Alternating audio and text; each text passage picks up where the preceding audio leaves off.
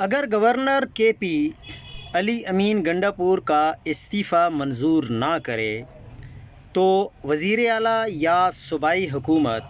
High court یا supreme court سے رجوع کر سکتی ہے، یہ آرٹیکل 199 کہتا ہے۔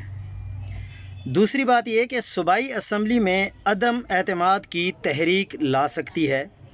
آرٹیکل 130 سب آرٹیکل 7،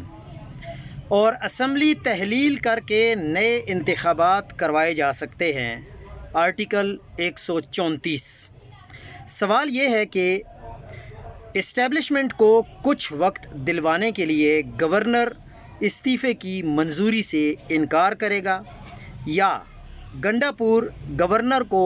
استعفیٰ بھیجنے میں تاخیر کرے گا، کیونکہ یہ بات تو سامنے آ چکی ہے کہ گورنر کے پی کے کو گنڈاپور اپنا استعفیٰ نہیں دینا چاہتے اور انہوں نے انکار کر دیا ہے۔ وہ